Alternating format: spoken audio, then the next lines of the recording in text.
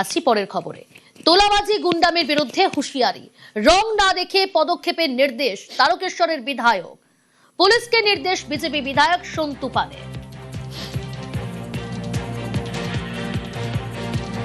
টিএমসির প্রাক্তন কাউন্সিলরের অফিসে ভাঙচুরের অভিযোগ, বিজেপি কর্মীদের বিরুদ্ধে অভিযোগ প্রাক্তন কাউন্সিলরের।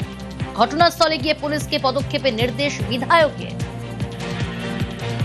একটাই আপনাদের উল্টি করেছেন, মানে একটাই রং, ক্রিমিনাল ভার্সেস পুলিশ। ক্রিমিনাল যারা ভেঙেছে তারা ক্রিমিনাল, অ্যাটেম্প টু মার্ডার, মানে ওকে ফেলে মেরেছে, রক্ত বেরিয়েছে, ছবি পাচ্ছেন, আমি দেখলাম ভয়াবহ ছবি। এত বড় শ্রাবণী মেলা চলছে, সেখানে এসে একজন ব্যবসাদারকে টাকা চাইবে, টাকা না দিলে ফেলে মারবে। ওনার দোষ থাকতে পারে, ভুল থাকতে পারে, আপনাদের দ্বারস্থ হওয়ার কথা ছিল, আপনাদের কাছে কমপ্লেন করেন, এসে ভাঙচুর করেছে। দুটো নাম উঠে আসছে, একটা মান্তু মিস্ত্রি, কি ওর ভালো নাম, সুব্রত মিস্ত্রি, আর একজন কি ছিল সন্তু পাখিরা, উনি কমপ্লেন নিচ্ছেন। আমি সত্যি কথা বলছি, আমি আইনের কাছে, আইনের ভরসা রেখে বলছি, আপনি 4 ঘন্টা থেকে 5 ঘন্টার মধ্যে ইনভেস্টিগেশন কমপ্লিট করে যারা দোষী অ্যারেস্ট করুন। কোনো রং দেখবেন না, কারোর চাপে আসবেন না। আমি প্রকাশ্যে ক্যামেরার সামনে বলছি, সিএম স্যার এটা চান না, রাজ্যের মুখ্যমন্ত্রী এটা চান না, আমাদের দলের প্রেসিডেন্ট তিনি এটা চান না। তিনি বারবার বলেন এই গুন্ডামি চলবে না।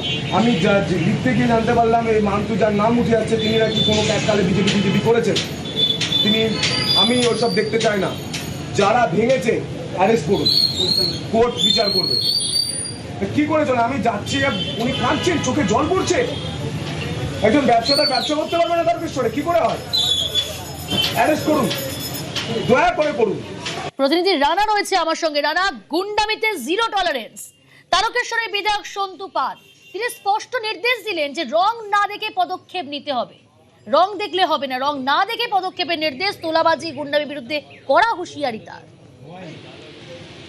একদমই তাই প্রিয়াঙ্কা, দেখো যেটা কিন্তু আজকে হাতে নাতে যে প্রমাণ হলো যে রাজ্য সরকার যে জিরো টলারেন্স যে নীতি গ্রহণ করেছে, যেখানে মুখ্যমন্ত্রী বারবার বলেছে যে কোনো রং দেখে না দেখে কোনো মস্তানি তোলাবাজির বিরুদ্ধে কিন্তু সরব হতে হবে, থানায় অভিযোগ দায়ের করতে হবে।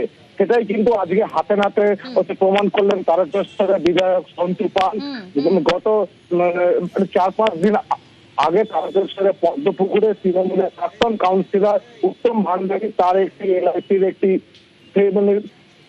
উনি এজেন্ট ছিলেন, সেখানে তার ওই অফিসে ঢুকে সেখানে টাকা তোলাবাজি করা চাওয়া হয়, টাকা দিতে না পারা তাকে মারধর করে তার অফিস ভাঙচুর করা হয়। এই ঘটনার খবর যখন আজকে বিধায়ক সন্তু পাল তার কানে আসছে, তিনি কিন্তু সোজা চলে যান সেই দোকানে গিয়ে, সেই যে অফিসে ভাঙচুর করা হয়েছিল সেখানে গিয়ে তিনি সেই কাউন্সিলরের সঙ্গে কথা বলেন যে তিনি কেন থানায় অভিযোগ করেননি। এরপরই দেখা গেল তিনি থানায় ফোন করে একেবারে কড়া হুঁশিয়ারি তারকেশ্বরের বিধায়ক সন্তু পালের। বেশ রানা,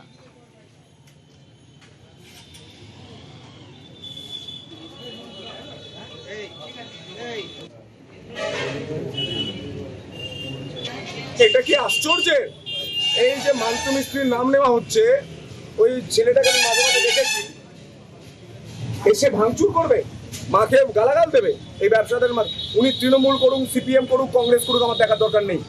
উনি তারকেশ্বরের বিজনেসম্যান, ওনাকে টাকা চাইবে, টাকা না দিলে দোকান ভাঙচুর করবে। এটা কোন সংস্কৃতি? এই সংস্কৃতির জন্য বিজেপি সরকার আসেনি।